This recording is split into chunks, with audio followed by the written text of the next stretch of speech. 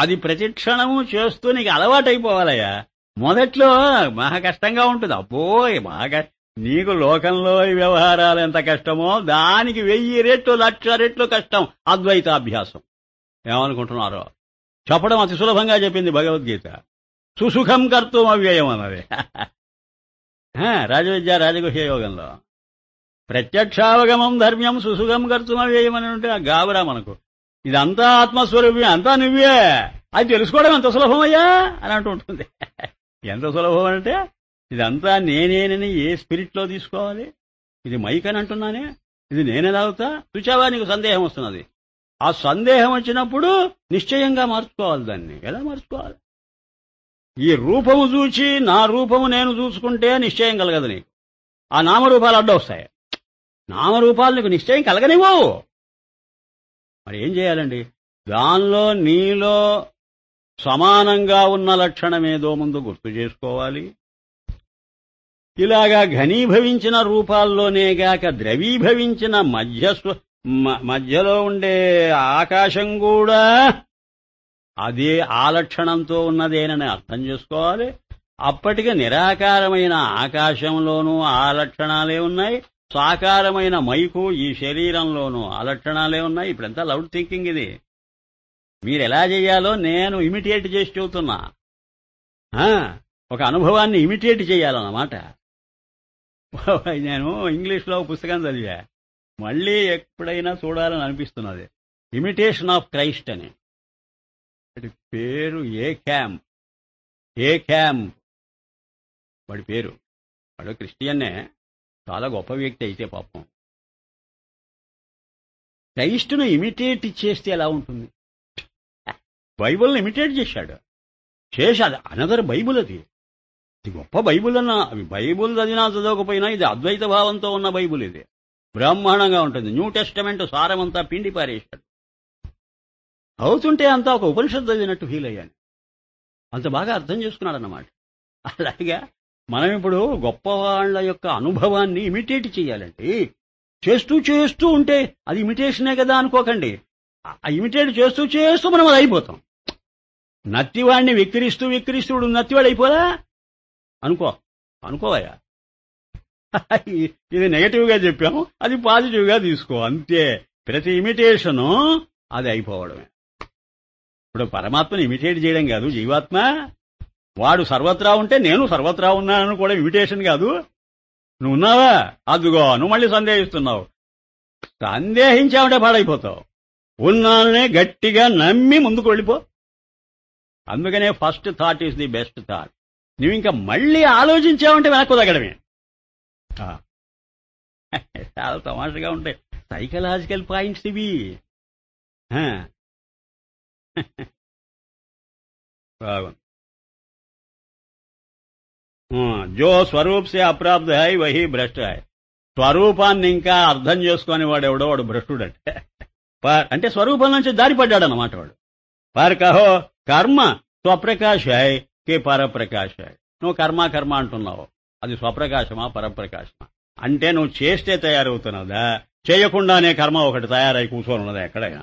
ఇప్పుడు మనం ఇంటి దగ్గర నుంచి ఇక్కడికి వచ్చాం. ఈ ప్రయాణం నీవు వస్తే అది ప్రయాణం అయిందా? నువ్వు రాకుండానే దానికి ప్రయాణం అని పేరు ఎవరన్నా పెట్టారా? కనుక పరప్రకాశం అది. నువ్వు చేస్తే ఉన్నది. నువ్వు చెయ్యవు, అది ప్రయాణమే కాదు. అలాగే జ్ఞానం ఎప్పుడు కూడా చెయ్యకపోతే పరమాత్మ స్వరూపం, చేస్తే ప్రపంచ స్వరూపం. ఇప్పుడు నాకు ఇంకొకటి అర్థమైంది. నేను హాయిగా ఉన్నాను. ఇప్పుడు నాకెంత బాగుందంటే, ఇప్పుడు నేను అన్న మాట నాకే ఉపదేశం. జ్ఞానము కదిలితే కర్మ, కదలకుంటే స్వరూపమే. కదిలినా నా కదలికే కదా అనుకుంటే మళ్ళీ జ్ఞానమే. నా కదలికే కదా అనుకుంటే జ్ఞానమే, అది విభూతి. ఆ కదలికను పరాయిగా చూస్తే మళ్ళీ సంసారం. ఇప్పుడు ఎంతెందుకండి, రెండింటికి చెప్పమంటారా? ఇప్పుడు సముద్రము తరంగాన్ని చూసినట్టు ఒడ్డున నిలబడి చూస్తున్నా నువ్వు చూడగలవా? ఇప్పుడు నీవు తరంగాన్ని చూచే దృష్టి వేరు, సముద్రమే తన తరంగాన్ని చూచే దృష్టి వేరు. సముద్రమే తన తరంగాన్ని చూస్తే అది మోక్షం. మెరీనా బీచ్ మీద నిలబడి నువ్వు తరంగాన్ని చూస్తే అది బంధం. కారణం, నువ్వు దాన్ని ఓన్ చేయలేకపోతున్నావు. నువ్వు సముద్రం అయిపోయి తరంగాన్ని చూస్తే అంతా జలస్వరూపమే కాబట్టి అది మోక్షం. నువ్వు సముద్రము కాకుండా, తరంగము కాకుండా, నువ్వు నీవై అంటే నీ శరీరమై నువ్వు ఏ మెరీనా బీచ్ మీద నిలబడి అదిగో సముద్రం, ఇదిగో తరంగం అంటున్నావా లేదా? ఇది దృష్టాంతం. దార్ష్టాంతికం చేస్తా నీకు ఆశ్చర్యంగా ఉంటుంది. అదిగో పరమాత్మ, అదిగో సముద్రం అన్నమాట. ఇదిగో ప్రపంచం అంటే తరంగం అన్నమాట. నువ్వెవరు? అక్కడే దెబ్బతిన్నావు. నువ్వు సముద్రము కాలేకపోతున్నావు, తరంగము కాలేకపోతున్నావు. దాన్ని రెండింటినీ పరోక్షంగా చూచి అదిగో ఇదిగో అంటున్నావు. అది మానుకో. నువ్వేదోటి అయిపో ముందు. భయం నీకు, దూకాలే దానిలో. ఒక్కటే మాట, నీవు అస్థిభాతి కాకుండా నీవు రెండింటినీ వేరుగా చూపుతున్నావు. అది సామాన్యం అంటావు, ఇది విశేషం అంటావు. నేను భాషలో మారుస్తున్నా, పరిభాషలోకి మారుస్తున్నా. అప్పుడు ఇంకా హాయిగా అర్థం అవుతుంది. నీవేమైపోయావు అప్పుడు? నీవు సామాన్యాన్ని వేరుగా దూరంగా చూస్తున్నావు కదా. నీవప్పుడు ఎవరో తెలుసా? విశేషం. ఇప్పుడు ప్రతివాళ్ళం మనం విశేషాలం అండి అంటే అర్థం తెలియలేదా? నీకు ఇంత ఉన్నది జ్ఞానం, అంతా లేదు, అదొక విశేషం. నీకొక శరీరం ఉందని అనుకుంటున్నావు, అదొక విశేషం. నేను శరీరమే అనుకుంటున్నావు, అది అంతకన్నా పెద్ద విశేషం. నువ్వు విశేషమయ్యి నువ్వేం చేస్తున్నావు? నీకు అన్యంగా మరొకదాన్ని చూస్తున్నావు, అది ప్రపంచం. దాన్ని విశేషంగానే చూస్తున్నావు. పెండ్లామంటావు, బిడ్డలంటావు, ఇండ్లంటావు. వాకిన విశేషం కాదు. పెండ్లాం బిడ్డలు అవుతారా? బిడ్డలు పెండ్లాం అవుతుందా? ఈ ఇద్దరు కలిసి ఇల్లు అవుతుందా? ఇల్లు వాకిలు అవుతుందా? ఇది బెదవాడ పట్టణం అవుతుందా? చూసుకో విశేషాలు. సిగ్గు లేకపోతే సరే. మనకు మొత్తం విశేషంగా చూస్తున్నావు ప్రపంచాన్ని. ఏం కారణమో తెలుసా?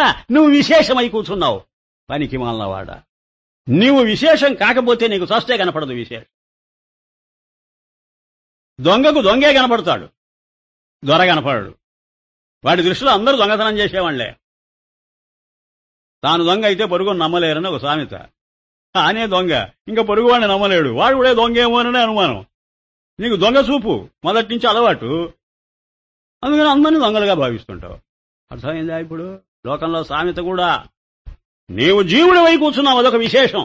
అందుకనే జగత్తు విశేషంగా చూస్తున్నావు. జీవ జగత్తులో లావాదేవీయే సంసారం. పరమాత్మ ఎగిరిపోయాడు. పరమాత్మ యాబ్సెంట్ అయిపోయాడు. నీకు నీ దారికి అడ్డం రాలే. పో, మీరు చావండి అన్నాడు. నువ్వు దాంతో లావాదేవీ పెట్టుకున్నావు. పో, నాశనమై. అయ్యా, ఏమయ్యా కొయ్యా, ఏం కావాలరా నీకు? మీరెక్కడున్నారో ఆప్తగా. మళ్ళీ నా గురించి నీకు వాకప్ చేసుకోవాలా? నా గురించి నీకెందుకురా చింత? నన్ను మానేసి వెళ్ళిపోయావుగా. ప్రాడిగల్ సన్ అంటే అర్థం ఇదే బైబుల్లో. ఎన్నోసార్లు చెప్పాను నేను. న్యూ టెస్టమెంట్ లో the prodigal, the story, the parable of the prodigal sun. Prodigal sun అని అంటే ఆవారాహు అని వాడు పాట పాడాడే పూర్వం హిందీ పిక్చర్ లో. ఆవారా అంటే వేగబాండ్ అని అర్థం, దేశదిమ్మరి అని అర్థం. ఓ కుర్రవాడు బయటకు వెళ్ళిపోయాట, దేశదిమ్మరి అయిపోయాట. తండ్రికి 3-4 కొడుకులు ఉన్నారు, వాళ్ళందరూ బుద్ధిమంతులే. వీడు కాస్తాడు అవే. మళ్లీ ఎప్పుడో అన్ని కష్ట సుఖాలు అనుభవించి కొంపజేరాడు, తలుపు తెచ్చాడు. మనవాడి గొంతుగానే ఉన్నది. మీరు పోయి తలుపు తీయవద్దని మిగతా వాళ్ళందరూ తండ్రికి సలహా ఇచ్చారు. కాదులేరా, వాడే బుద్ధిమంతుడురా, మీకు తెలియదు అని వీళ్ళు తలుపు తీసి లోపలికి వస్తే కాళ్ల మీద పడి నాన్న క్షమించు. అరే, చెడ్డ చూసి మంచి చూడాలరా. తెలుసుకోండి, మీకు మంచి అలవాటు కానీ చెడ్డ అలవాట్లు. అసుర సంపద ఒట్టేనే గాని దైవ సంపదకు వాల్యూ తెలియదురా. ఇది బైబుల్లో కథ. ఇది గుర్తొస్తున్నది.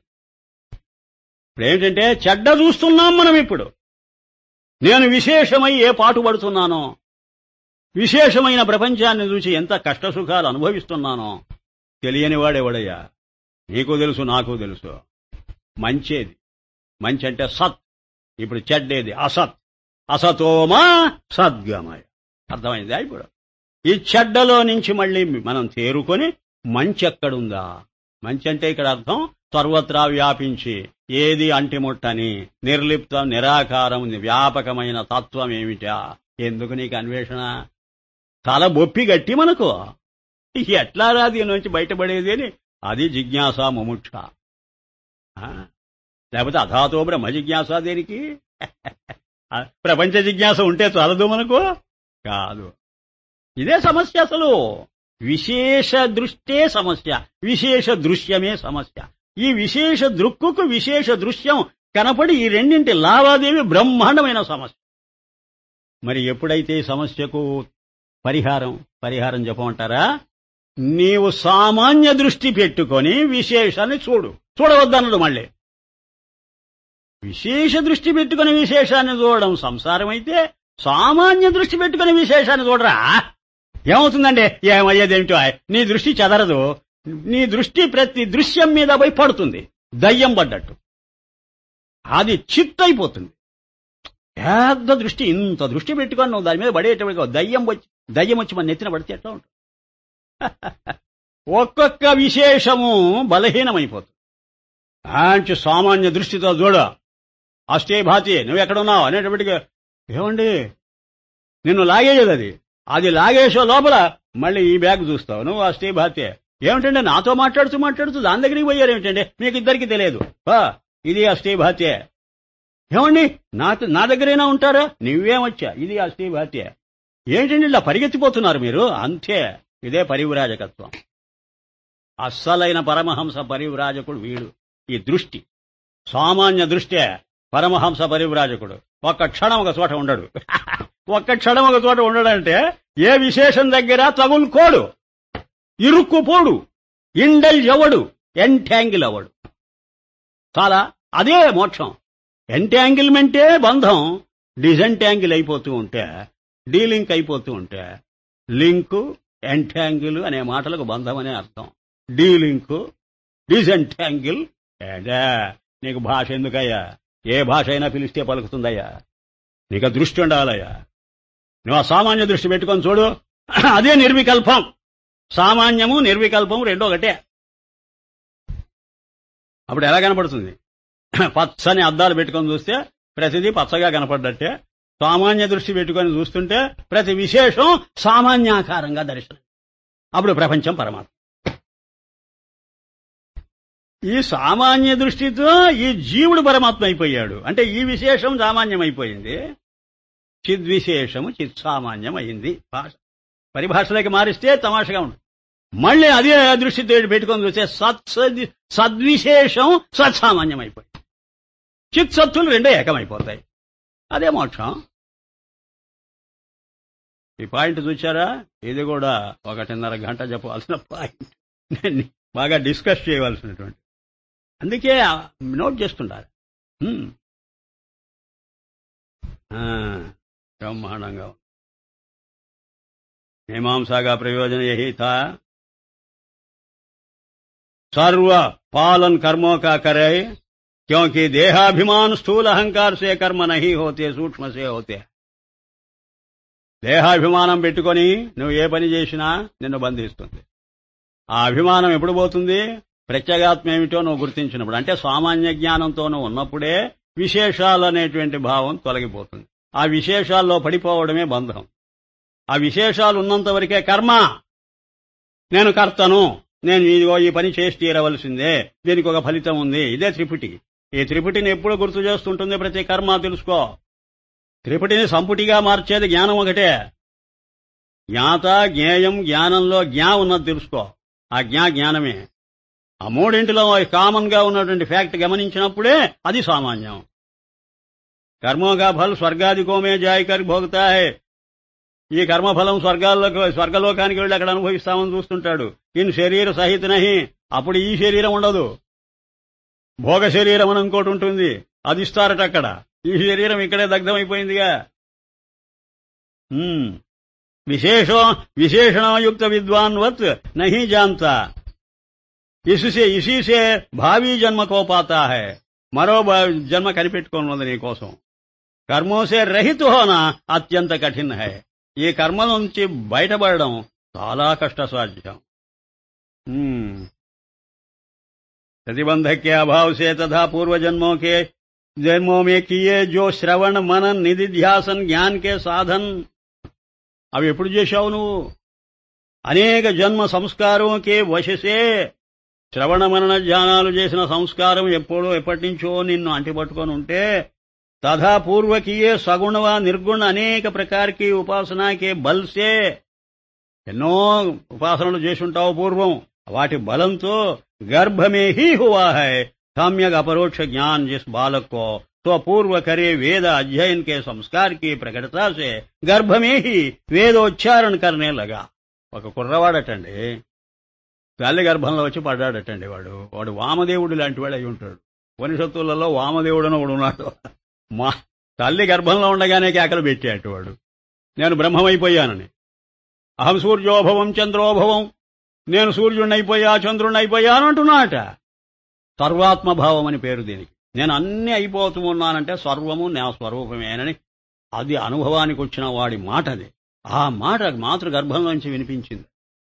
అని ఉపనిషత్తు ఒక చిన్న కథ సూచన చేసింది ఇంకా ఈయన సాగదీస్తున్నాడు ఒకానొక తల్లి గర్భంలో ప్రవేశించిన శిశువు వాడు మరి ఇలా ఎలా అనగలిగాడయ్యా అంటే అనేక జన్మల నుంచి చేసిన ఉపాసనా ఫలమైపోవచ్చు లేదా శ్రవణ మనన నిధ్యాసనల యొక్క సంస్కారం కావచ్చు ఏదో చెప్పలేమండి గర్భంలోనే వేదోచ్చారణ కర్నేలాగా 4 వేదాలు వల్లిస్తున్నాడట తీసుకి అత్యంత ధర్మాత్మ మాతానే సూక్ష్మ దృష్టిసే వేదధ్వని సున్కర్ తల్లి కూడా తెలివి తక్కువది కాదు ఆవిడకు ఎందుకో లోపల నుంచి ఏదో గొప్ప ఉచ్చారణ వినిపిస్తున్నదట పిచి ప్రశ్నకియా ఎవడో మహానుభావుడు నా గర్భంలోకి వచ్చి ఉంటాడు సామాన్యుడుగాడు ఈయనను పట్టుకుంటే మన జన్మ ధన్యమైపోతుందని అనుకోని ఆవిడ ప్రశ్నకియా ప్రశ్న వేసిందట హే పుత్ర తూ కౌన్ హై ఎవరు బాబు నువ్వు పుత్రనే కహా మై సాతుచిత ఆనంద ఆత్మా హూ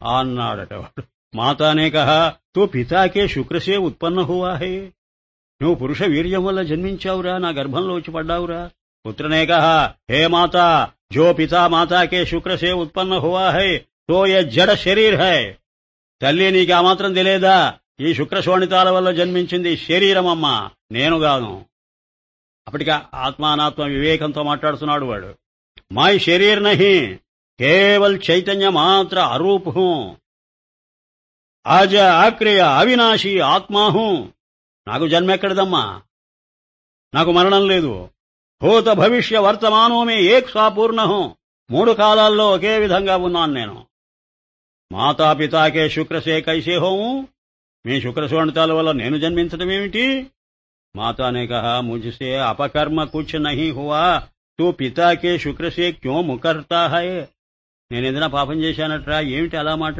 పుత్రనే కహా మై శుక్రసే మూల్ హీ నహీ क्योंकि ये शरीर काष्ठ की पुत्री के समान नाम रूपात्मक जड़ है ఈ శరీరమా ఒక బొమ్మ లాంటిది ఇది और मैं చైతన్య నామ్ రూప్ సే రహిత్ హూ నువ్వే చెప్పు నా స్వరూపం నామరూపాత్మకం కాదు నాకున్న ఈ ఉపాధి నామరూపాత్మకం ఇది జన్మిస్తే జన్మించవచ్చు నన్ను మాత్రం నువ్వు ప్రశ్నించకు ఆ నేననే పదార్థానికి ఈ భావాలు అంటావు हे माता जो नाम रूप शरीर से रहित होवे उसको कैसे कहिए कि अमुक का पुत्र है నామరూపాలు లేవని నేను చెబుతుంటే నా పుత్రుడు అంటావేమిటి నాకు తండ్రెవడు తల్లెవతే తేరీ దృష్టి శరీర్ పర్ హై నీ దృష్టి ఎప్పుడు శరీరం మీదే ఉంటున్నట్టున్నది పర్ ఈస్కో స్వప్న తథా మృగ తృష్ణాకే జలవత్ జాన్ నీకు నేను బోధిస్తున్నాను వినమ్మా ఇదంతా కూడా మృగతృష్ణ లాంటిది ఈ శరీరం కూడా లేదక్కడ నీ గురికి అలా భాషిస్తున్నది ఆభాస ఇది మాతానే కహా పితాకే శుక్రసే ముకర్తా హై తో శాస్త్రసే భ్రష్టు హోవేగా ఒరే తండ్రిని కాదంటే నువ్వు శాస్త్రీయమైన మార్గం నుంచి భ్రష్టుడు అయిపోతావురా తల్లికి మాతృదేవోభవ పితృదేవోభవ అన్నారు కదా అని లౌకికమైన వ్యవహారంతో మాట్లాడుతున్నది ఈవిడ పుత్రనే కహా సత్ కహా నిజమే చెప్పావు ఒక విధంగా చూస్తే తూనే జో నామ రూప స్వరూప నహీ రాఖా తో శాస్త్ర జగత్ సే భ్రష్ట హై నామరూపాలు లేకపోతే శాస్త్ర జగత్తులో నుంచి భ్రష్టం అయ్యాను నేను నిజమే నువ్వు చెప్పిన మాట కరెక్టే నాకు నామరూపాలు లేవుగా కనుక శాస్త్రీయమైన మార్గంలో నేను లేను నేను భ్రష్టుడేనమ్మా భ్రష్టుడు అని నువ్వు నన్ను ఆశీర్వదించడం నాకు చాలా మంచిది ఏ మాత శాస్త్ర తీసుకో దండ దేతా హై జిస్నే ఆప్కో శరీర్ మానా హై శాస్త్రము ఎవడిని శిక్షిస్తుందో తెలుసా ఎవడు నేను శరీరమే అని అనుకుంటాడో వాణ్ణి శిక్షిస్తుంది శాస్త్రం जिसने इस मलिन शरीर का अभिमान सम्यक त्यागा के ఈ ఏదో మలీమసమైన ఈ శరీరం మీద అభిమానం ఎవడు వదిలేశాడో అప్పుడే ఆత్మస్వరూపుకో జానా హై. ఎప్పుడు వదిలేస్తాడు? పాజిటివ్ గా ఆత్మను పట్టుకోకపోతే నెగటివ్ గా దీన్ని వదిలేయలేరు. అది అక్కడ ఉన్నది రహస్యం. ప్రతివాడు అంటూ ఉంటాడు, అదే ఈ శరీరం వచ్చామండి, అదేంటి గుడ్డు కూసని. మరిక మాట సామెతగా అంటుంది, వాచ అంటుంది. ఇది దంత వేదాంతం, అసలు వేదాంతం కాదు. అసలుదేది పట్టుకొని ఆ మాటను ఇంకా అప్పుడు ఆ మాట అననక్కర్లే. నువ్వు అది పట్టుకొని దీన్ని చూచావునంటే ఒకరిని మెప్పించటానికి ఒకరిని నమ్మించటానికి నువ్వు చెప్పనక్కర్లే. నీకు ఆరూఢమైంది అది. శరీర్ కా అభిమాన్ సమ్యక్ త్యాగ్కే అప్నే ఆత్మస్వరూప్ కో జానా హై, తిస్పర్ శాస్త్రకి విధి నహి. ఎవడైతే అభిమానం వదిలేసి తన స్వరూపమే తను అది కరెక్ట్ అని అనుకున్నాడో వాడికి శాస్త్రం విధించదేది, విధి నిషేధాలు లేవు. మాతానే కహా హే పుత్రతో కౌన్ హై. అయితే ఎవర్రా నువ్వు మరి? దేవత? ఏ పిశాచ్? నువ్వేం దేవతవా, దయ్యానివే? ఏమిట్రా ఇలాంటి మాటలు మాట్లాడుతున్నావు? మనుష్యాదికువా కోయి ఆవుర్ హై. పుత్రే, నువ్వు ఇంకెవడైనా కొత్త మనిషివా అంటే పుత్రనే కహా హే మాత, పూర్వోక్త శబ్ద ఔర్ శబ్దంకి అర్థసే రహితం. నువ్విప్పుడు అన్న మాటలు, ఆ మాటలకి ఏది అర్థం ఉందో అది ఈ శబ్దార్థాలు రెండింటికి అతీతం. నువ్వు దేవత అన్నావే, అది శబ్దం. దేవత రూపాన్ని గనపడిగదా అంటున్నావు, అది అర్థం. ఈ శబ్దార్థాలు రెండోగానే. దయ్యమాన్ అంటున్నావే, దయ్యమనే శబ్దం, ఒక దయ్యమనే అర్థం, ఈ రెండింటికి అతీతం. నువ్వు ఏదను అది శబ్దం, అర్థమే. Sound and sense, I'm beyond both. మాట్లాడకు. మాత్ర కాదు, పాదం కాదు. మాండూక్యోపనిషత్తు చెప్పలే, మాత్రలా పాదాల, అమాత్ర అపాదం అన్నదా ఆ మాండూక్యోపనిషత్తే. నేను అలాగే అశబ్దం, అస్పర్శం, అరూపం, అవ్యయం, తథా రసం, ఏదే ఈశావాస్యం. पूर्वोक्त शब्द और शब्दों के अर्थ से रहित हूं, सर्व का प्रकाशक हूं. ఈ శబ్దార్థాలు కూడా నేను స్ఫురింపజేస్తేనే విస్ఫురిస్తున్నాయి. ఆర్ సర్వరూపమై భీ ఆత్య. ఇదండి అద్వైతం. నేను శబ్దార్థాలకు అతీతంగా ఉండి శబ్దార్థాలను ఊరికే అలా ప్రకాశింపజేస్తూ ఉన్నాను అని మొదట అన్నాడా. ఇప్పుడు ఏమంటున్నాడో తెలుసా? సర్వరూపభీ మై చైతన్య. ఆ శబ్దము నేనే, అర్థము నేనే, అన్నీ నేనే. అన్నీ కాను, వాటికి సాక్షిని అని అంటాడు, అన్నీ నేనేనంటాడు. అసలైన అద్వైతం ఇది. అన్నిటికీ అతీతం అంటే యోగమే గాని జ్ఞానం కాదు. అన్నీ కూడా నేనేనంటే అది జ్ఞానం. సరా, ఇది అర్థం చేసుకోవాలండి. ఇప్పుడు బంగారాన్ని అడుగు, ఎవరు నువ్వని. ఇలా చెబితే గాని మీకు అర్థం కాదు. బంగారాన్ని అడుగు, ఎవరు నువ్వని. ఒక షోకేసులో ఉన్నా, ఎవరు నువ్వు? నేను పచ్చగా మెరుస్తున్న పదార్థాన్ని అండి. ఆ కంటెలెవరు? అది నేనేనండి. ఆ కాసుదండ ఎవరు? అది నేనేనండి. మొదటేమన్నది? పచ్చగా మెరుస్తూ ఉన్నాను. నువ్వు కంటే? బే కంటే కాదండి. నువ్వు కాసుదండ? బే కాదండి. నువ్వెవరు? నేను పచ్చగా మెరుస్తున్నానండి, అది నేనండి. అయితే ఈ కంటెలు కాసు అవి కూడా నేనేనండి. కాదన్నావు, ఇప్పుడు అవునంటున్నా. కాదనేది ఏ దృష్టితో అన్నావు నువ్వు చెప్పు. పోనీ నువ్వు చెప్పు, explain with reference to context. Explain చేయి. చేస్తా. నువ్వు భరించగలవా అని అడుగుతున్నది ఆ బంగారం. అర్థం చేసుకుంటా.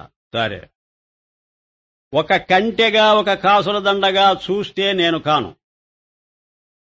అప్పుడు అతీతం. నన్ను నువ్వు ముందు కంటెల్లో నుంచి కాసుల దండల్లో నుంచి వేరు చేసి పట్టుకో. ఎందుకు వేరు చెయ్యాలి?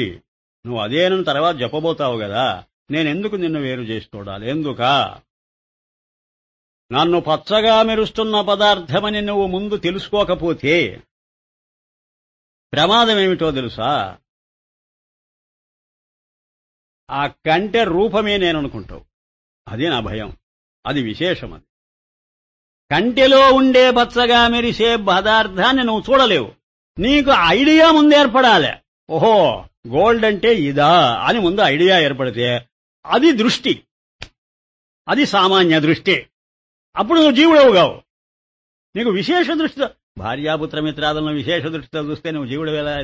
ప్రత్యేగాత్మ ఎలా అవుతావు? జీవుడవే. భార్య అనేది చూస్తున్నావుగా, బిడ్డలను చూడటం లేదుగా. ఆ కంటి అనేది చూస్తున్నావుగా, కాదుదండని చూడటం. అది అన్వయించు. బ్రహ్మాండం. పచ్చగా మెరిసేది చూస్తే భార్య పచ్చగా మెరిసేదే, బిడ్డలు పచ్చగా మెరిసేవాళ్లే, ఇల్లు పచ్చగా మెరిసేదే. భూములు అంటే అర్థం అండి అస్థిభాతి. అది పచ్చగా మెరవడం అంటే. భార్య శరీరం అస్థి, సంతానస్య శరీరమప్యస్తి, భూమిరప్యస్తి, భాగ్యమప్యస్తి సర్వం అస్త్యేవ నకించన్ నాస్తి. ఏది లేదనలేదు, అన్నీ ఉన్నాయంటున్నావు. ఆ స్టాంపు చూడు అన్నిటి మీద పడ్డదే, అది పచ్చగా మెరవడం. ఇక్కడ స్టాంప్ ఏమిటి? కంటెల మీద పడ్డది ఆ పచ్చగా మెరుపు, ఆ కాసుల దండా పచ్చగానే మెరుస్తున్నది. ఈ స్టాంపు వాటి మీద, వాటి స్టాంపు దీని మీద వేసి కూర్చున్నావు నీ దుంపతెగా. ఎంత సులభంగా చెప్పవచ్చు తెలుసా అద్వైతం? ఎంత నువ్వు కష్టం అని అనుకుంటున్నావు, అంత సులభం అని వాడు అన్నాడంటే అర్థం ఏమిటో తెలుసా? టెక్నిక్ తెలిస్తే సులభమయ్యా. అది కూడా ఊరికి తెలియడం వరకే అయితే పరోక్ష జ్ఞానం అయ్యో. అయితే ఏం చేయాలి? అపరోక్షం చేసుకో. అంటే అర్థం నువ్వు ఇన్వాల్వ్ అయిపో. సత్యావే నువ్వు ఇన్వాల్వ్ కాలేవు. ఎందుకంటే నీకు ఇంకా ఈ వాసనలు బీకుతున్నాయిగా, ఇటు అటు లాగుతున్నాయిగా. అందుకని చెప్పడం కాదు, చెయ్యడం. అంటే చేయడం అంటే నిధిధ్యాసన.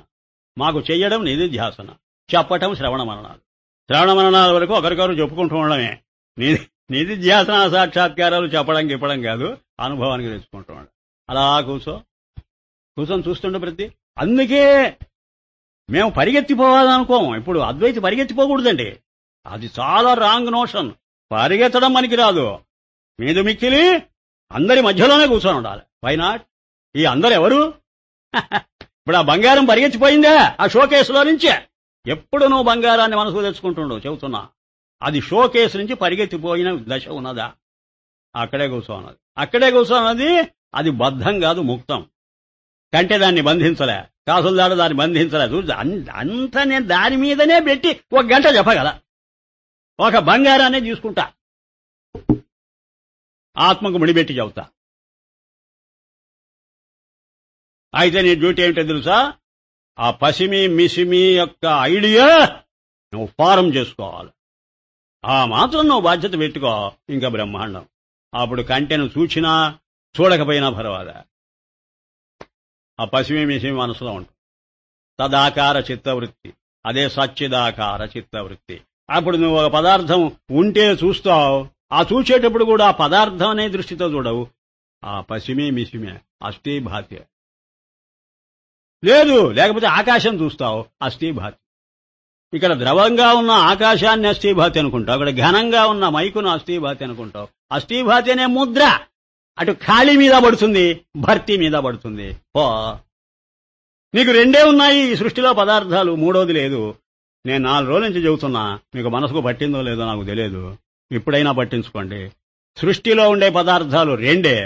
ఒకటి ఘనం, మరొకటి ద్రవం.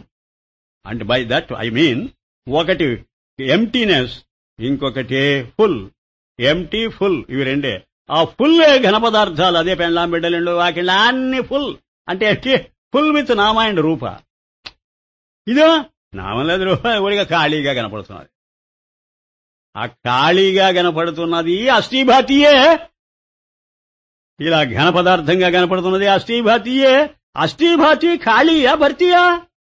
ఖాళీ మీద పడింది అదే, భర్తీ మీద పడింది అదే. ఎవరది? అది నువ్వు అయిపోవాలి. నువ్వు అయిపోనక్కర్లే, అయ్యున్నానన్నది గుర్తించాలి. అది ప్రత్యభిజ్ఞ.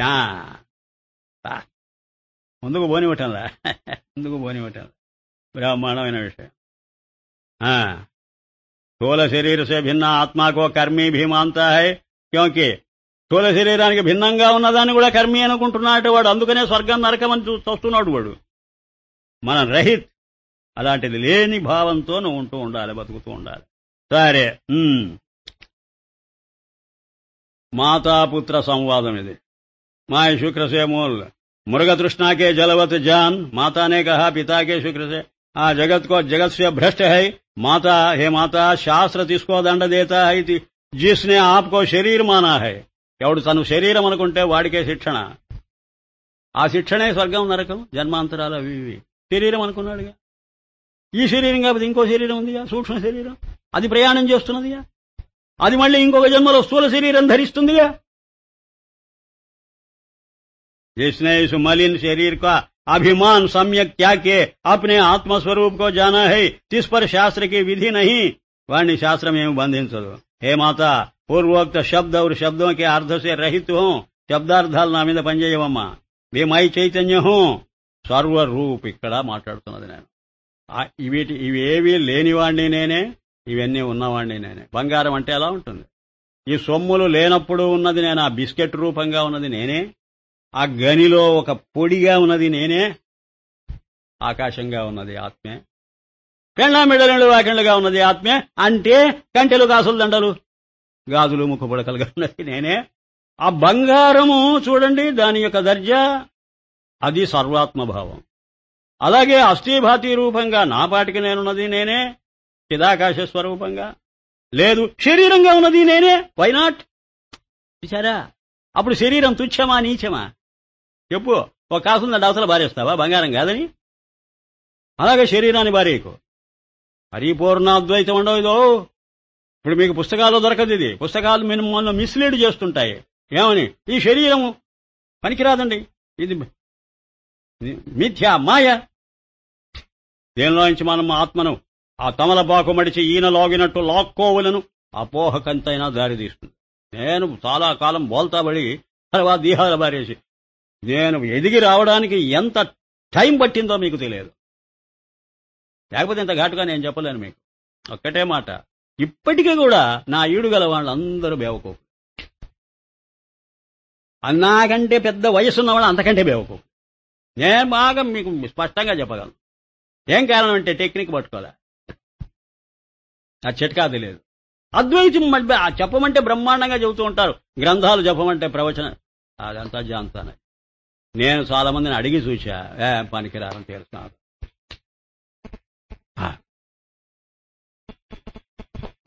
ఇది పాయింట్. సామాన్య రూపంగా ముందు దానిలో నుంచి బయటికి లాక్కోవాలి. లేకపోతే ఏమిటి ఆ తమలపాకమడి చీన లాగినట్టని ఉపనిషత్తు ఎందుకు చెప్పింది? ఉపనిషత్తు 50% చెప్పింది, అనదర్ 50 మరో చోట చెబుతుంది. అది నీకు అర్థం కాదా? సర్వము ఆత్మ ఇదం సర్వం యదయమాత్మ అని ఉపనిషత్తే చెప్పిందా బృహదారణ్యకం? ఇదంతా ఆత్మేనని. ఇదంతా ఆత్మ అయినప్పుడు తమలపాకు కూడా ఈయనేగా. ఇంకా తమలపాకులోంచి ఈయనని లాగడం దేనికి? ఆకు అదే, అది అదే. అరే కఠోపనిషత్తు ఎందుకు ఆ మాట చెప్పింది? మరి బృహదారణ్యకం ఈ మాట ఎందుకు చెప్పింది? తేడా వచ్చిందే? రాదు. నువ్వు ప్రాపర్ అండర్స్టాండింగ్ లేక తేడా అంటున్నావు. అది ఎందుకు చెప్పిందంటే ముందు బంగారం అంటే ఏమిటో అర్థం చేసుకోవడానికి లాక్కోమన్నది. సొమ్ముల్లో నుంచి బయటికి లాగు బంగారాన్ని. లాగడం అంటే చేయబెట్టి కాదు, పచ్చగా మెరిసేదే ఇక్కడ ఉన్న పదార్థం అని గుర్తించు, అది లాక్కోవటం. అప్పుడు కంటే కనపడకూడదు, కాసుదండ కనపడకూడదు. ఓహో, అప్పుడు శరీరం కనపడకూడదు, ఏది కనపడకూడదు, అస్థిభాతే కనపడాలి. కనపడ్డాయండి, అయితే కమాన్ శరీరం కూడా అదే, ఈ కంటే కూడా బంగారమే. అప్పుడు ఏమిటి? ఈ శరీరం కూడా అస్థిభాతియే, దాన్ని కాదనడం దానికి. అదే అంటే విషయం. అస్థిభాతి అనే అబ్స్ట్రాక్ట్ థింగ్ ముందు పట్టుకోవాలన్నమాట. పట్టుకొని కాంక్రీట్ ఫారంలో ఉన్నది అబ్స్ట్రాక్టే అని అర్థం చేసుకో. సైంటిస్ట్ కు తెలుస్తుందంటే ఇది ప్యూర్ సైంటిస్ట్. అసలు సరి అయిన in the strictest sense of the term నువ్వు సైంటిస్ట్ అయితే నీకు తెలుస్తుంది. ఎనర్జీ మ్యాటర్ అయింది, మ్యాటర్ ఎనర్జీ అవుతుంది. వేరుగా చెప్పడం కాదు అది. ఆ జలమే తరంగమైంది, తరంగం మళ్ళీ జలమైంది. నీకేమిటి ఆక్షేపణ?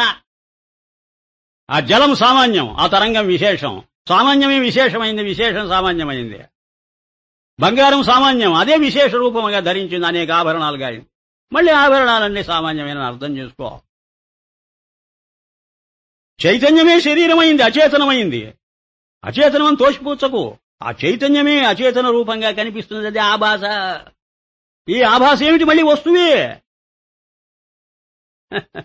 విశ్వేశ్వరుడే విశ్వరూపం, విశ్వరూపం అంతా విశ్వేశ్వరుడే. నువ్వు నీ చెప్పవయ్యా? అసలు ఈ ప్రిన్సిపల్ పట్టుకుందే నువ్వు లాభం లేదు. మాతానే కహా జ్యోతు ఐసా థా మేరే ఉదర్ మే క్యో ఆయా. ఆమె ఆఖరి ప్రశ్న వేసిందట. రే, నువ్వు ఇంత సర్వము బ్రహ్మమని నువ్వు బ్రహ్మస్వరూపుడివి అయిపోయినప్పుడు నేను కూడా బ్రహ్మమే కదట్రా నీ దృష్టికి? నా ఉదరం కూడా బ్రహ్మమే కదట్రా, లోపల పిండం కూడా బ్రహ్మమే కదట్రా? క్యో ఆయా? మరి అలాంటప్పుడు నా ఉదరంలోకి నువ్వు ఎలా వచ్చావు? ఎందుకు రావాల్సి వచ్చింది? ఏమిటి నీ ప్రయోజనం? రాకపోయినావా నువ్వే కదా, వచ్చినా నువ్వే కదా. అదే పనిగా ఎందుకు రావాల్సి వచ్చింది? పుత్రనే కహా, హే మాత తూ విచార్కే నేత్రం సే అంధ హై. నువ్వు గుడ్డిదానివమ్మా, నీకు విచారమనే నేత్రం తెరుచుకోలేదు. ఈ చర్మచక్షుసులున్నాయే గాని జ్ఞానచక్షుసు లేదు నీకు. మై చైతన్య ఆకాశ్కే సమాన్ సర్వవ్యాపకం. నేను ఇప్పుడు చెబుతా విను, నువ్వు అర్థం చేసుకోగలిగితే చేసుకో, మరి చూస్తాం. చైతన్యం అంటే నిరాకారం కదటమ్మా. అవును, నిరాకారమైనది ఒక చోట ఉంటుందా? ఉండదు. సర్వవ్యాపకమైన ఒప్పుకున్నావా? ఒప్పుకున్నా. సర్వవ్యాపకమైనప్పుడు నీ ఉదరంలోకి నేను వచ్చేదేమిటి? ఉదరంలో ఉండనే ఉన్నా. పిచ్చిదాన, నీ ఉదరం బయట ఎలా ఉన్నానో నీ ఉదరం లోపల కూడా ఉన్నానమ్మా. నేను ఒక చోటు నుంచి ఒక చోటికి రావడం కాదు, నువ్వు పొరపాటు పడుతున్నావు. ముజ్మే ఆనా ధ్యానా నహి, రావడం పోవడం నాలో లేదు. ఆ భావాలే సత్చిత్ ఆనంద ఆత్మా మేరా స్వరూప్ హై, ముజ్కో ఆత్మదేవ్ కహతే హై. ఆత్మదేవుడు అంటారు నన్ను. జన్మ మరణ్ కా కారణ్ జో దేహాభిమాన్ పూర్వక్ కర్మో కా సేవన్ హై, తిస్సే అతీత్ హూ. జన్మ మరణాలకు కారణం ఏదో తెలుసా? దేహాభిమానం. తెలుసుకో. ఒక విశేషంలో స్టకప్ అయిపోవడమే జన్మ. అదేంటి అట్లా చెప్పాలండి అర్థం. దేహాభిమానం అని నేను ఊరికి చెబుతూ పోయానంటే మీకు మనసుకు రాదండి. ఒక్కటే చెబుతా, ఒక దేహం వరకే నేనున్నాననుకోవడం, అది దేహాభిమానం అంటే. అంటే ఏంటి? ఒక విశేషాన్ని స్పెషలైజ్ చేసి మిగతా విశేషాలను ఎక్స్క్లూడ్ చేసి తోసిపారిస్తే అది సామాన్యం కాదు, అది విశేష దృష్టి. అదే జన్మ మరణాలకు కారణం. బతుకును విశేషంగా చూస్తున్నావు, మరణాన్ని విశేషంగా చూస్తావు. ఇది అది కాదు, అది ఇది కాదు. నేను 1000 సార్లు చెప్పా మీకు దాని అడ్రస్. ఇది అది కాదు, అది ఇది కాదు అనే దృష్టి నీకు ఎక్కడుంటే అది విశేషం అండి. జన్మ మరణ్ కా కారణ జో దేహాభిమాన్ పూర్వక కర్మో కా సేవన, అప్పుడు కర్మలు చేయలేక సత్యం. తీసే అతీతుహం, ఇప్పుడు దానికంటే నేను విలక్షణంగా ఉన్నా. నా ప్రాణం ఎందుకు తీస్తావు నువ్వు? మేరా నమస్కార్ ముజ్కో హై. నీకు కాదు నేను నమస్కారం చేయడం, నాకు నేనే చేస్తున్నా. నువ్వు నేనే. యోగ కర్, మాతానే కహా. మాత అంటున్నదట, నువ్వు యోగాభ్యాసం చేయాలి రానదట. మలినతాసే छूटे అంటే ఈ మాలిన్యాన్ని నుంచి నువ్వు బయటపడాలంటే యోగాభ్యాసం. పుత్రనే కహా యోగ కా ముझे చైతన్య సే వియోగ హై. పిచ్చిదానా, యోగం వియోగమైపోయింది నాకు. నా చైతన్యంలోంచి దూరం అయిపోయింది యోగం, అది వియోగం. అది ఆ వియోగాన్నే యోగం అనుకుంటున్నావు నువ్వు. జో ముझे చైతన్యమే మలినత హోవేతో తీసుకే దూర్ కర్నే వాస్తే యోగాది కరం. నాలో నిజంగా మాలిన్యం ఉంటే అది పోగొట్టుకోవడానికి నేను యోగాభ్యాసం చేయాలి. నాకు మాలిన్యమే లేదు, నిర్మలమైన జ్ఞానం నాది. జ్ఞానంలో మాలిన్యం ఏమిటి? ఇంకెందుకు చేయాలి? పర్ ముझమే మలినత హే నహి, ఇస్ హేతు योग से क्या प्रयोजन है. జైసే ఆకాశ్ మే మలినత హోతో యత్న భీ కర్యే. ఆకాశం నల్లగా ఉన్నదనేది భ్రమ. ఆ నలుపు నిజంగానే ఆకాశంలో ఉంటే ఆకాశం పోగొట్టుకోవాలి ఆ నలుపును. దాని దృష్టిలో ఆ నలుపు లేదు, చూచేవాడి దృష్టిలో ఉంది ఇది. జో నహీ తో కుచ్ నహీ, మై చైతన్య ఆత్మ నిత్యముక్త హో.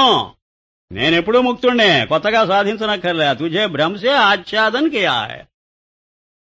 భ్రమనే, నిన్ను భ్రమ అనేది కప్పేసింది.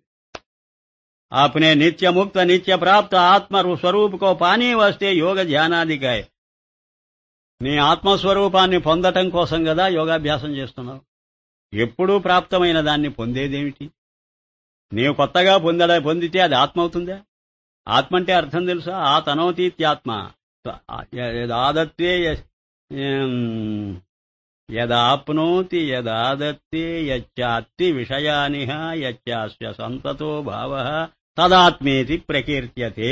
భగవత్పాదులు ఏ పురాణంలో తీసుకొచ్చాడో ఏమో, ఒక పురాణంలో శ్లోకం పట్టుకొచ్చి 5-6 చోట్ల భాష్యంలో ఉదాహరిస్తాడు. ఏమిటంటే ఆత్మ అంటే ఏమిటి అని ఆ పురాణం చెప్పింది. అంటే వేదవ్యాసుడు చెప్పాడనమాట. యదాప్నోతి, ఏదైతే వ్యాపిస్తుందో, యదాదత్తే, ఏది తీసుకుంటుందో లోపలికి, యచ్చ అత్తి, ఏదైతే తిని మింగిపారేస్తుందో, మింగిపారేయడం అంటే విషయానిహ యచ్చాస్య సంతతో భావ, ఎప్పుడు ఏదే సర్వత్రా వ్యాపించుంటుందో అది ఆత్మట. ముందు ఈ మైకు మీద పడాలి, ఆప్నోతి, మైకును లోపలికి తీసేసుకోవాలి, దాని ఆభాస లోపలికి వచ్చేసింది, దాని ప్రతిబింబం. యచ్చ అత్తి, దాన్ని తినేసెయ్యాలి, అంటే తన జ్ఞానంలో కలిపేసుకోవాలి. ఆ జ్ఞేయాన్ని కలిపేసుకునేసరికి ఇంకా ప్రతిబంధకం లేదు కాబట్టి ఆప్నోతి, సర్వత్రా ఉండిపోతుంది అది. అదట ఆత్మ. ఇది స్టెప్ బై స్టెప్ చెప్పాలి, తొందర మీద చెబితే కుదరదు. ఇది స్టెప్ బై స్టెప్ ప్రతిదీ కూడా ఉదాహరణ పూర్వకంగా చెబుతూ పోతే బాగా మనసుకు పడుతుంది. స్వరూపుకో పానీ వాస్తే యోగ. సరే, మంచిది. మాయ ఆప్సే ఆప్ అసంగ రూపం. నా పాటికి నేను దేంతో సంఘం లేకుండా ఉన్నా. ఇస్తే జుడు, దేన్ని పట్టుకోమంటావు, దేంతో కలిసిపోమంటావు? యోగం అంటే కలవడం అని అర్థం. నా మనసును దేంతో కలుపుకోమంటావు? మనసే లేదు, మనసు ఆత్మే. సర్వత్రా ఉన్న ఆత్మ, మనసు మాత్రం ఆత్మ కాదా? సర్వముझसे అయత్న హి జుడు రహే హై. ప్రయత్నం లేకుండానే అన్నీ కలిసిపోయాయి నాలో. ఇంకా యోగం దేనికి? యోగం అంటే కలుపుకోవడం కదా, వియోగం అంటే విడిపోవడం కదా. విడిపోయే పదార్థం లేదు, కలుపుకోవాల్సిన అవసరము లేదు. సర్వ వస్తువుమే జుడు భీ రహా హై అజుడు భీ రహా హై. ప్రతి పదార్థంలో జుడు ఉన్నది, అజుడు ఉన్నది, అంటే కలవడం ఉన్నది, విడిపోవడం ఉన్నది. ఏ సర్వ నామరూప సంసార్ కర్మరూపు హై. నీకు తెలియదు, ఇదంతా కర్మస్వరూపం. అనాది కాల్ కా తుజ్కో ప్రాప్త హోతా చలా జాతా హై. ఎప్పటినుంచో ఇది కదిలిపోతూనే ఉన్నది. సంసారం అంటే ఎప్పుడూ కదిలిపోయేదని అర్థం. తుజ్కో సుఖ నహువాతో ఆగే కైసే సుఖోగా. ఇంతవరకు నీకు సుఖం లేకపోతే ఇక మీదట మాత్రం ఎక్కడి నుంచి వస్తుంది నీకు? మొదటి నుంచే నువ్వు సుఖస్వరూపం అయితేనే అది మరిచిపోయి మళ్ళీ గుర్తు చేసుకుంటే నేను సుఖిని కదా అనుకుంటావు. నీకు సుఖమనేది స్వభావంలో లేకపోతే కొత్తగా ఎక్కడి నుంచి వస్తుంది నీకు? యోగం కొత్తగా తెచ్చిపెడుతుందంటావేమిటి? ఆప్కో అకర్మ రూప ఆత్మా జాన్. అదే యోగం అసలు. నీకు ఏ కర్మ లేదు, ఏ చలనం లేని అచలమైన స్వరూపంగా నిన్నెప్పుడూ భావించుకుంటూ ఉండు. మాతానే కహా అంతర్సే బాహరా. లోపల నుంచి బయటికి రారా. సంతకే దర్శన్ సే కళ్యాణ హోతా హై. సత్పురుషుల సాంగత్యం చేసుకుంటే నీకు మంచి జరుగుతుంది. పుత్రనే కహా ముझे వ్యాపక చైతన్యమే అంతర్బాహర ఆనా జానా నహి. నీకెంత పిచ్చి! నేను లోపల ఉన్నాను, బయట ఉన్నాను కదా.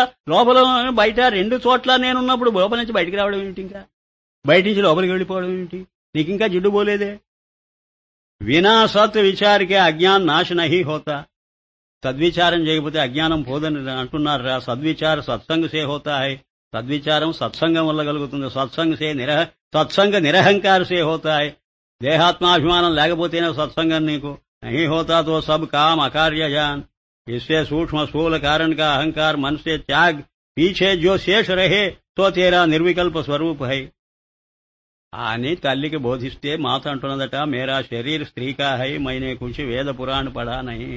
నాకేం తెలియదురా బాబు, నేనేం చదువుకోలేదు, చేయలేదు. నా మైనే సత్సంగ కియా హై, నేను సత్సంగం ఇంతవరకు చేయలేదు. నాకు ఏముచ్చే విశేష సాధన హోతాయి. విశేషంగా ఏ సాధన చేయలే. బహుకుటుంబీ గృహస్థ హోనేసే. మా కుచేల సంతానం రా మాది, కుటుంబ పరిస్థితులు బాగాలేవు. ఇస్సే హే పుత్ర ఐసా కుచి ఉపదేశ్ కర్ జో కృతార్థ హోం. నువ్వేదో గొప్పవాడివి నా శరీరంలోకి వచ్చావు, నువ్వు ఏదైనా గొప్ప విషయం చెబితే వినాలన్నది. పుత్రనే కా ఏ మాతా ముझమే పుత్ర బుద్ధి త్యాగ్. అది నేను చేసే ఉపదేశం. నేను ఒక కుమారుణ్ణి అనేటువంటి బుద్ధి నువ్వు ముందు మానుకో. జో కహూ సో సత్ జాన్. ఏది చెబుతున్నానో అదే సత్యమని తెలుసుకో. హే మాత అప్నే జన్మ స్వరూప బోధమే ఆత్మస్వరూప బోధమే స్త్రీ और పురుష్ కే అపేక్ష నహి. నేను స్త్రీని, నాకేం తెలియలేదన్నావు, అది ముందు మానుకో. నేను కుమారుణ్ణి అనే బుద్ధి పోగొట్టుకో. నువ్వు స్త్రీ అనే బుద్ధి పోగొట్టుకో. ఎందుకనంటే స్త్రీ పురుష వివక్ష లేదు ఆత్మకు. किंतु यथार्थ ब्रह्मवेत्ता वक्ता चाहिए और सम्यक मुमुक्षु चाहिए. నువ్వు అసలు జిజ్ఞాసు ముముక్షు అయిపోవాలి ముందు. ప్రతిబంధక అభావ భీ చాహియే. నీకేదో ప్రతిబంధకం ఉన్నదని అనుకోవడం కూడా పొరపాటే. తో అవశ్యమేవ ఆత్మబోధ హోతా హై. అలాంటి ప్రతిబంధకం లేదు అనేటువంటి దృష్టి నీకు ఏర్పడితే అదే ప్రతిబంధకాన్ని పోగొట్టుకోవడం. అప్పుడు నీకు ఆత్మబోధ కలుగుతుంది. క్యోంకి బ్రహ్మాసే లేకర్ చీంటీ పర్యంత బ్రహ్మాత్మ సర్వకా అప్నా ఆపాయ్. అంతా పిపీలు కాదు, బ్రహ్మపర్యంతం దానిపాటికి అదే ఉన్నది. అదే ఉన్నదనే భావమే పెట్టుకో. అదే నా స్వరూపం అని కూడా గుర్తించు. అంతకంటే నీకు చెప్పవలసిందే లేదు అని అహంకార భ్రమ త్యాగ్ శేష వాంగ్ మనసు గోచర స్వరూప్ తేరా హై. దేహమే నేననేటువంటి విశేష దృష్టి పోగొట్టుకో. అప్పుడు ఏది మిగిలిపోతే అదే సామాన్య స్వరూపమైన బ్రహ్మం, అదే నీ ఆత్మ, అంతకు మించి మరేం లేదు అని టూకీగా చెప్పాడట. ఇంకా ఉంది ఉపదేశం, అది రేపు ముగిస్తాం. ఓం శాంతి శాంతి శాంతి.